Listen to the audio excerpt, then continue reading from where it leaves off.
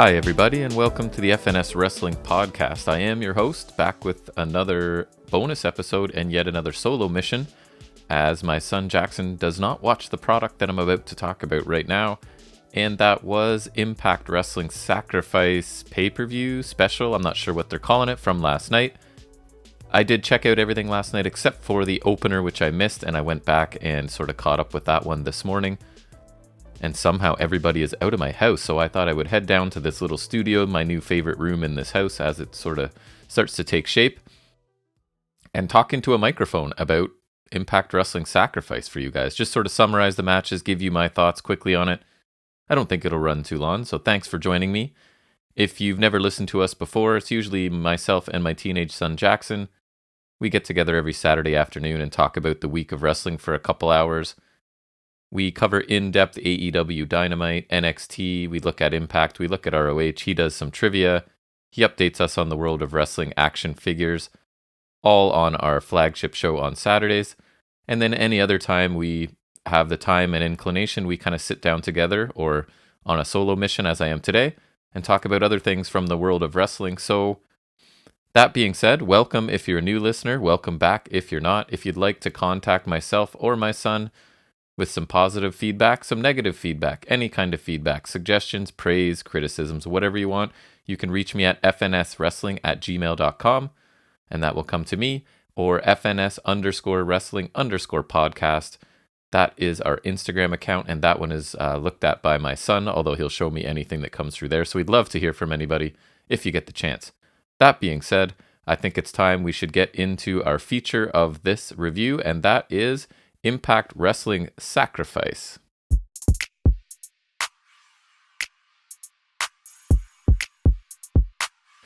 So the opener to this show featured Decay, which is Black Taurus and Crazy Steve, with obviously accompanied by Rosemary, versus Reno Scum, which is Lester the Legend and Adam Thornstowe. Actually, I was a little bit pleasantly surprised by this match. There was some pretty good action during this. Black Taurus continues to impress me, and I mean, other than Lester the Legend, and it was actually funny, as at one point I think it was Matt Stryker even commented, right? And the pace just screeches to a halt when Lester enters the ring, which is, I know it was just an observation by him, but for me it's more of a criticism. I'm not a huge fan of watching Lester, although he wasn't horrible in this. So basically in the ring we get Rosemary right near the finish here, ends up spraying mist into the eyes of Lester. Actually, it was kind of gross because a lot of it went into his mouth. It looked like he had his mouth open when she did it and caught him a little bit low. It looked like a bunch went in his mouth. I can't imagine that was pleasant. But anyways, back in the ring, Black Taurus takes the opportunity to perform his like spinning, some sort of driver type finisher that looks really cool on Adam Thornstowe for the win. So it was a 8-minute match. I thought it was a decent little opener for an Impact show. Pretty fast-paced action. Most of these guys can work. Crazy Steve is really impressive considering he is, in fact, legally blind wrestling. And again, I think Adam Thornstowe is pretty good, but the result wasn't surprising, right? Reno Scum are essentially an enhancement team at this point, and there has been some focus on Decay, especially with the addition of Black Taurus, who continues to look really cool. So all in all, I thought this was a decent little opener to the show. Then we sort of took a step back, in my opinion, or a couple, as the next match was Havoc and Nevaeh versus Tennille Dashwood and Caleb with a K. This was essentially felt like many minutes of Caleb just trying to not perform any offense on the ladies, and just sort of, it didn't really work for me. I did not enjoy this match. Basically, the finish sort of came when Nevaeh looked like she has Dashwood pinned, but Caleb, of course, pushes her over and sort of reverses the pinfall. So Dashwood ends up on top and getting the pinfall here. There was, as usual, because Tennille's gimmick is that her character is that she is a YouTube influencer or internet influencer, whatever, social media influencer. There was one, of course, spot where she has somebody tied up in the ropes and Caleb grabs the phone, which was right in the corner of the ring, and starts taking pictures of it. But again, this did not feel like it needed to be on any sort of special or a pay-per-view. This could easily have been done on TV. It wouldn't even be a good TV match in my opinion, so this I did not enjoy. So we'll move on. We get Chris Sabin and James Storm, who I call Beer Gun, with Jake something accompanying them, facing Violent by Design, which is going to be Joe Doring and Diener, and of course they have Eric Young with them. So this was, I didn't mind this match either. Doring is really a big guy, so he was the Hoss doing some power moves in there. Chris Sabin and James Storm really do work together. They developed a whole bunch of combo moves for their offense that actually looks really good. And then basically, of course, Eric Young's trying to get involved. Jake something sort of tries to take him out. There's a ref bump at some point, so he's out for quite a while. Young gets in the ring during this referee being out, and he's getting ready to hit a pile driver to Sabin, but Jake something runs in, takes out Eric Young with the clothesline, and then a little bit after that, Eric Young does hit a neck breaker to something. I think it was on the floor. So then Rhino comes out. He's been gone for quite a while, and he sort of teases that he's going to go after Eric Young because he was taken out by Violent by Design. That is the story. But surprise, surprise, we get a swerve, and instead he turns and spears Chris Sabin, which then, of course, the referee conveniently is back, and it leads to Diener pinning Chris Sabin for the win. Again, this was a solid match. It wasn't anything spectacular. But again, I think Storm and Sabin work really well together. I don't know where Alex Shelley is or what his story is, but in the meantime, these guys have been a pretty entertaining tag team, in my opinion. Violent by Design, I generally like what they've been doing. I'm not sure how I feel about Rhino joining unless he's willing to change his gimmick and appearance, sort of like Diener did, because it's just Rhino doing the same thing he's always done and just switching from baby face to a heel. He does still have that cup, I believe, which gives him a chance at a tag team title shot, I think is what it was. So that may come into play as well. I'm open to the idea of Rhino joining this group, but again, I hope it means it's some sort of change for Rhino, because he's been very similar for, it feels like, decades now. It might be literally decades now, since I was watching him in ECW, where he was awesome, by the way. So yeah, after that, we basically get a brief interview. I won't cover those too much. It's just Gia talking to Brian Myers backstage. And that leads us into Eddie Edwards versus Brian Myers in what is they're calling a hold harmless match, which I think is similar to like unsanctioned. It's essentially a DQ match, no count out, whatever. So obviously there's lots of weapons. There's fighting on the stage. Hernandez is there, and he gets involved at one point because he is on the payroll of Brian Myers. They're doing this repeated, I'll give you half the money now, half the money after sort of thing. So Hernandez does get involved, and Matt Cardona comes out to sort of take out Hernandez to stop his interference. A little bit later, we get Eddie Edwards performing a backpack stunner off of the apron through a table that was set up at ringside, which kind of looked cool. Back in the ring, it's this idea that Myers, again, is trying to load his elbow pad because his finisher is a clothesline, which I sort of make fun of a little bit on our program because it's not a devastating clothesline like JBL used to hit or anything. It's a pretty standard looking clothesline.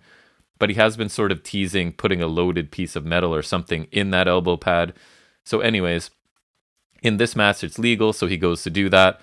But Eddie Edwards ends up taking him out, grabbing the whatever he uses to load his elbow pad, putting it in his knee pad, and hitting the Boston Knee Party with the loaded knee pad to score the win in what was over a 15-minute match, I would say. Actually, this was pretty good. Both of these guys are decent professional wrestlers, or experienced, good professional wrestlers even.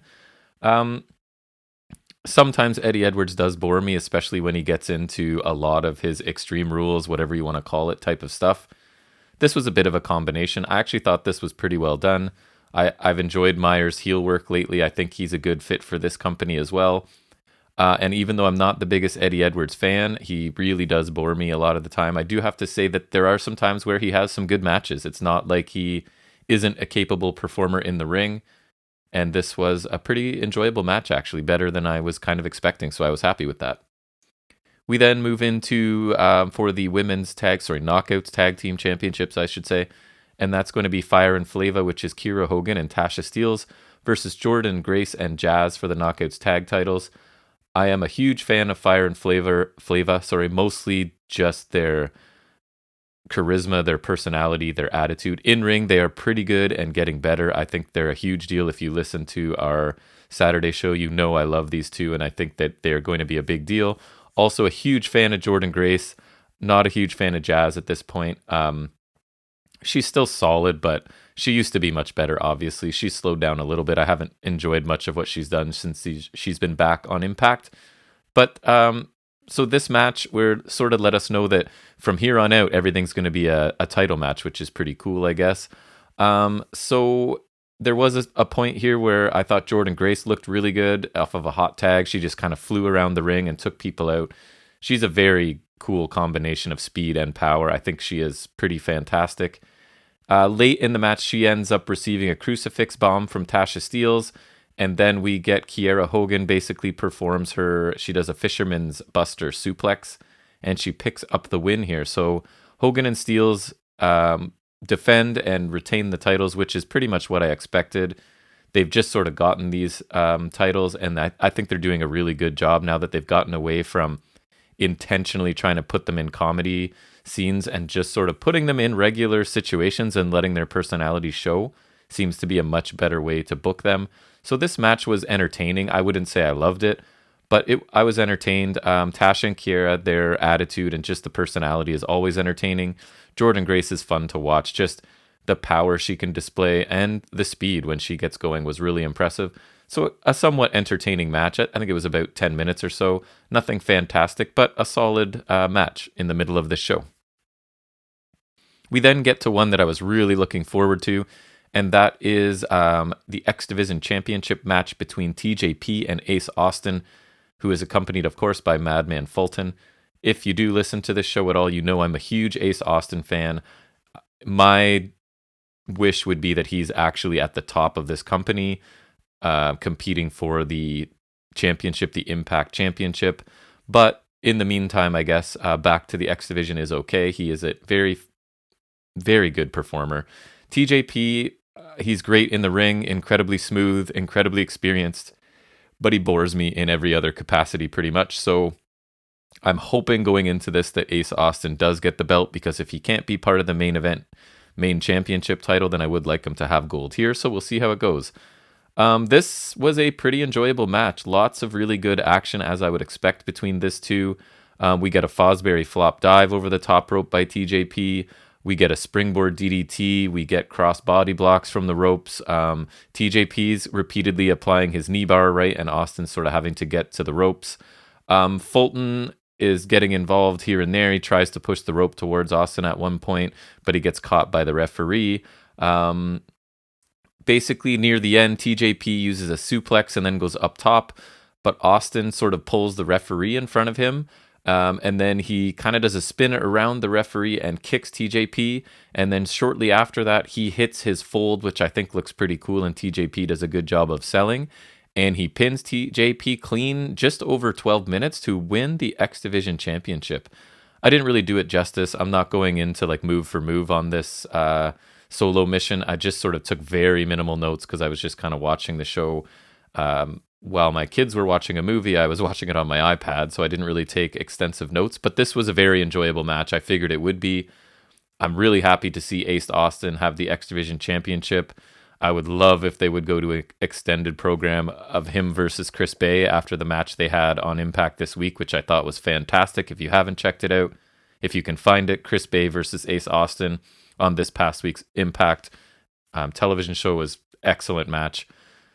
I know that Bay and Ace Austin are both heels right now, so it doesn't look like they could have a program. But if they could, even though I think those two should be competing for the main championship, in lieu of that, I guess I'll be happy if they could have some sort of involvement at this level as well. But a very entertaining match.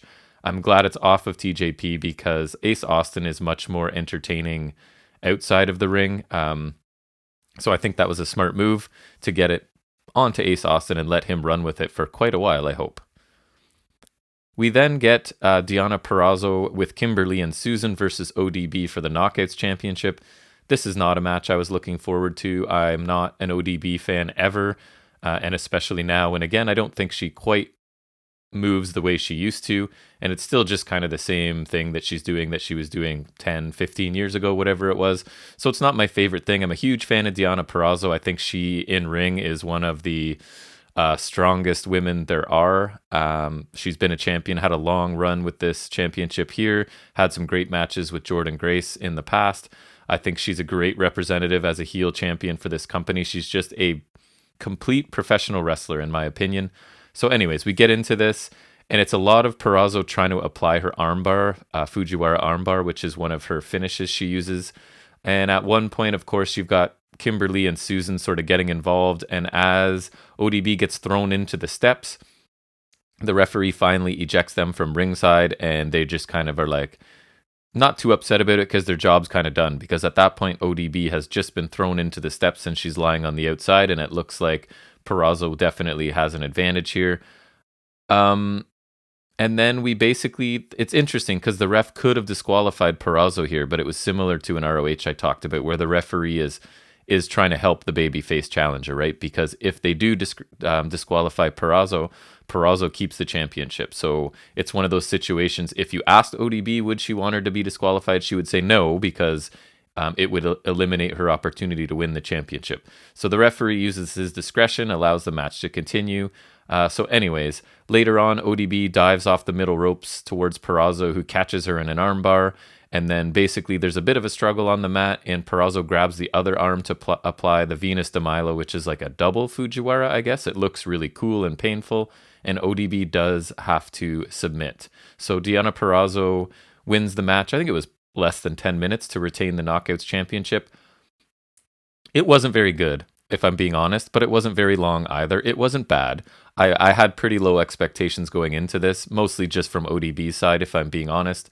But it was basically, and I think they said it in the match, Stryker said something about, it's like, would you rather be cut by a scalpel or a rusty screwdriver, right? And that I thought was a pretty nice analogy. You've got Deonna Purrazzo, who is like the scalpel, right? She's precise, she's technical. And then you've got ODB, who is the rusty screwdriver, who's just hitting you with Thez presses and trying to throw you around the ring, essentially. So again, nothing I would go out of my way to see. I wouldn't call it bad, but I didn't really enjoy it either. I was just trying to get through it, honestly, to the next matches. So nothing special here, but it wasn't a horrible match. Then we head into one that I was interested, excuse me, sip of water here. I was interested in seeing, but I wouldn't say I was looking forward to it. I'm just curious to see FinnJuice because I haven't seen Juice Robinson. I used to watch New Japan for a while. I've sort of lapsed in that now. So Juice, he's changed sort of his character and appearance a little bit. Finley, the last time I was watching New Japan, was basically a young boy and wasn't very good. I've been kind of impressed with him.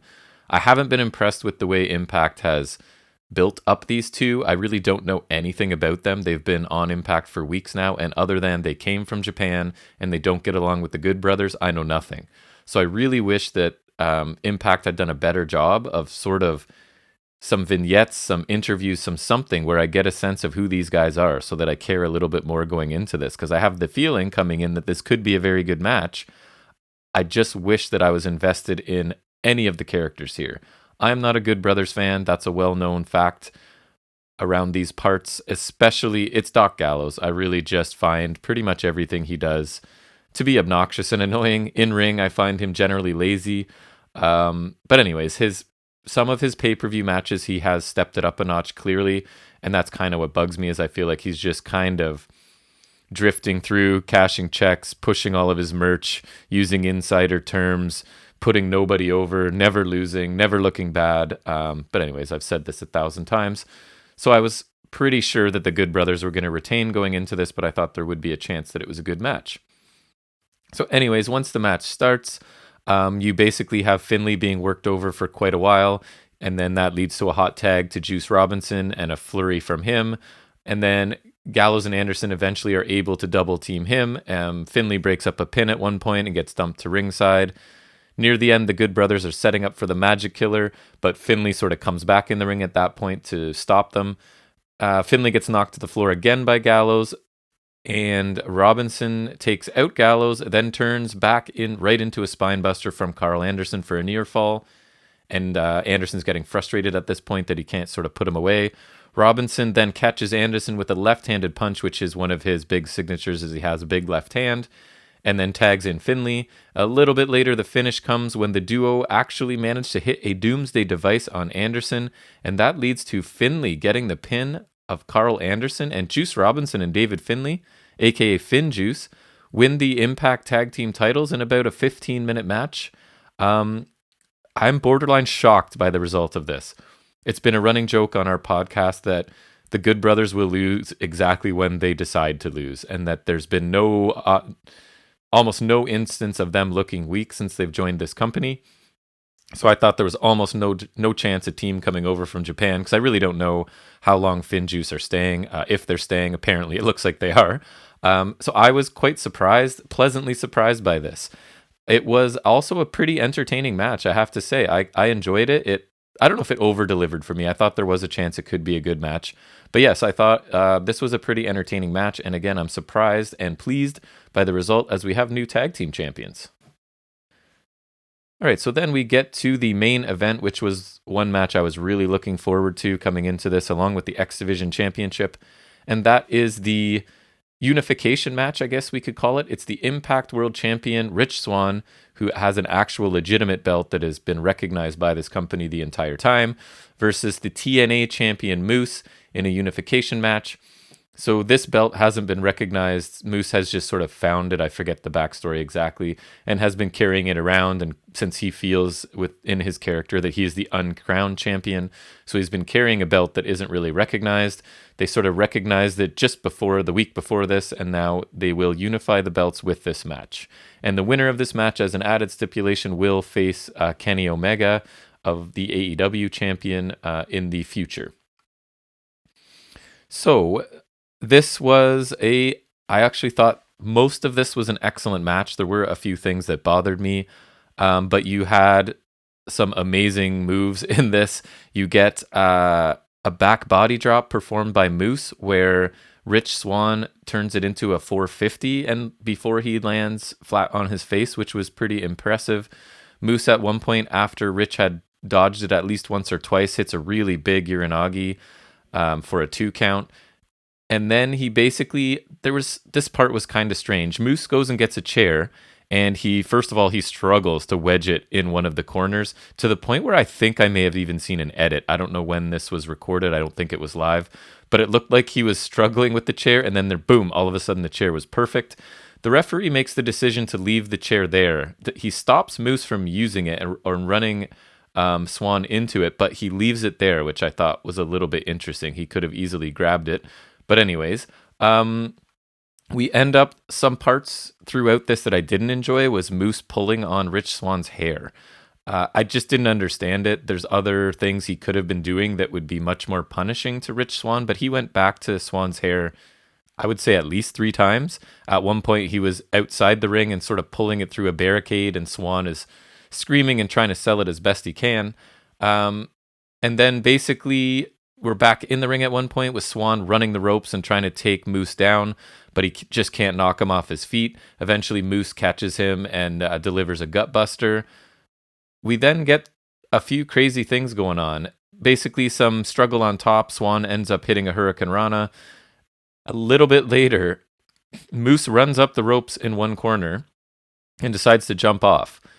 It's hard to explain this, but Rich Swann heads in an opposite direction almost, and does his sort of handspring, comes off the ropes, and then right into a cutter, sort of like a lethal injection, as Moose is mid-air jumping out of the corner.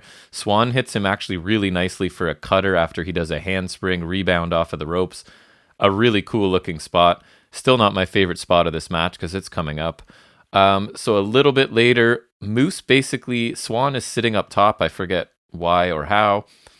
And Moose kind of reminded me of Kurt Angle, not quite as quick and as fluid, but he basically runs towards the corner, steps up the ropes, middle rope to the top rope, grabs Rich Swann, and performs a fall-away slam moonsault from the top rope, which was pretty amazing. A very cool spot. I was telling my son if he's going to check something out from this, he should check that out probably. Very impressive. Moose is an amazing athlete, and now I think he's actually a strong professional wrestler as well. That was sort of the piece that was missing in the past with Moose, but I think he's ready. He is a talented fellow. So basically, the finish sort of comes when Moose is going for his flipping spear that he hits as a finisher. He misses it twice, and then a third time he goes for it, and Swann moves, and Moose crashes into the chair that he had set up that the referee decided to leave there. And so Swann basically jumps over him and hooks him into a pinfall for the 3 count. And Rich Swann defeated Moose in, I think it was about a 20-minute match to become the unified Impact World Champion. I really enjoyed most of this match. There were a couple things that bothered me. The repeated pulling of the hair was not my favorite.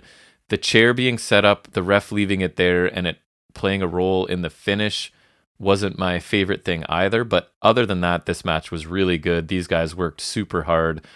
A really nice contrast in styles, right? You've got Rich Swann, who's small and fast and flipping off of everything. And then Moose, who's a lot of power, but he also is an undeniable athlete. He's fast, he's explosive, he's powerful. He looked really good as well. So this is the outcome I expected. I think we're going to get Rich Swann versus Kenny Omega. I assume Omega wins and is collecting all of these belts. Moose will definitely have his time, in my opinion. I guess it's just not right now. For me, if I'm booking Impact Wrestling, it's a lot of focus on Rich Swann, Quirce Bay, Ace Austin, Rohit Raju, Deonna Purrazzo, Fire and Flava. And Jordan Grace. Those are the people that I would focus this company on. Less so focusing on former WWE guys like Myers and Cardona and stuff like that. I think they're great mid to upper mid card, but I think your main event stuff could be people that are sort of best known being in your company. And I think that's, as I said on our flagship show this week, I think Impact, to get more ratings, their best target might be wrestling fans that aren't watching them. And if I'm a wrestling person not watching them and I hear about these guys I don't know well putting on crazy matches, then maybe there's a chance I tune in and check it out, because I'm already a wrestling fan. I don't think you're going to draw people that don't watch wrestling.